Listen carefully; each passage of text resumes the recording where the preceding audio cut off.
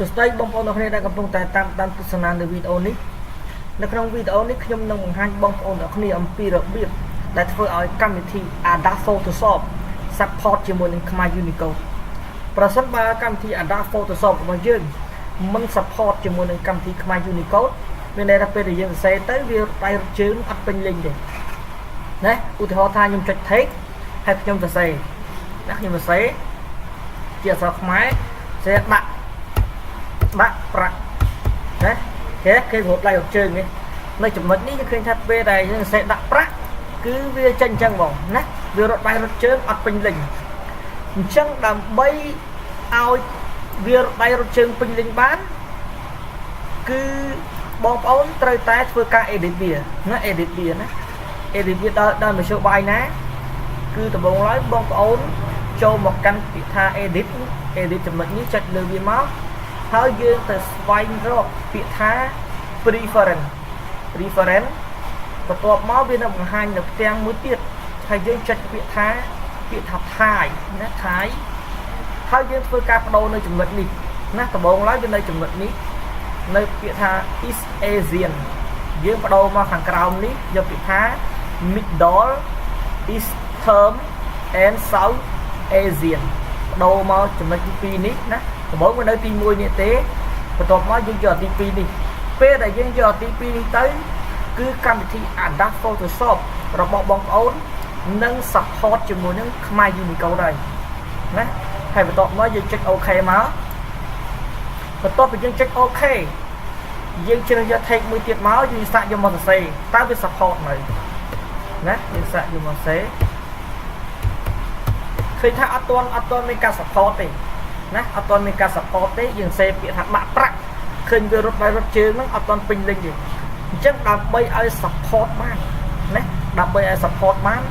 គឺយើងត្រូវតែបិទកម្មវិធីឲ្យបើកឡើងវិញពេលដែលយើងបិទកម្មវិធីហើយយើងបើកឡើងវិញពេលនោះកម្មវិធី Adobe Photoshop របស់យើងនឹង support ជាមួយនឹង Khmer Unicode ហើយប៉ុន្តែបើបងប្អូនគ្រាន់តែចុចកន្លែង edit នេះ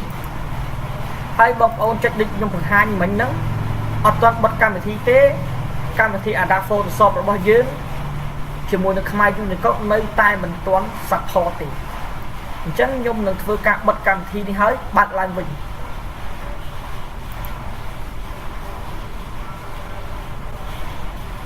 អញ្ចឹងខ្ញុំសូមលុប text នេះចោលសិនណាលុបចោល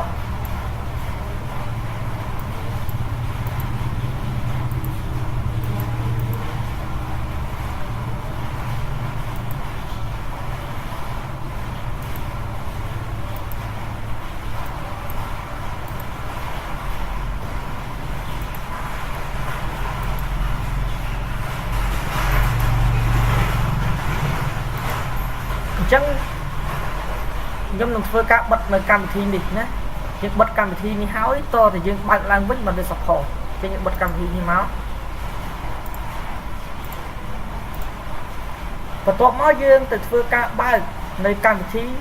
Adobe Photoshop របស់យើងចុចមកនេះ Adobe Photoshop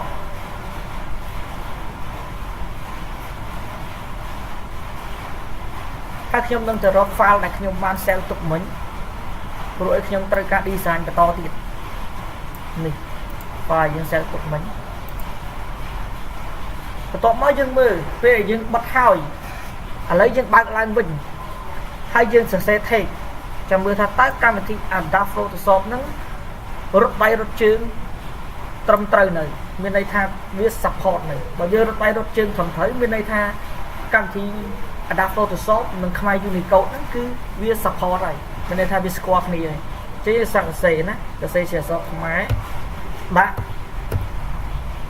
ប្រាក់ឃើញទេបងប្អូនឃើញទេឃើញប្រហែលទេគេរត់ដៃរត់ជើងត្រូវទេណាដាក់ប្រាក់បន្ទាប់ពីយើង edit មិញហើយយើងបិទកម្មវិធី Adobe Photoshop ហើយយើងបើកឡើងមកវិញពេលនោះកម្មវិធី Adobe Photoshop និង Khmer Unicode គឺវាបានស្គាល់គ្នាតែវាស្គាល់គ្នាទៅមានន័យថា support ហើយវារត់ដៃរត់ជើងបានត្រឹមត្រូវអរគុណបងប្អូនចំពោះការតាមដាននៅទស្សនាការបង្ហាញមួយនេះបើសិនជាបងប្អូនមានចម្ងល់បងប្អូនអាច comment នៅខាងក្រោម ហើយកុំភ្លេចជួយចុច subscribe channel របស់ខ្ញុំដើម្បីទទួលបាននូវវីដេអូថ្មីៗទៀតអរគុណ Goodbye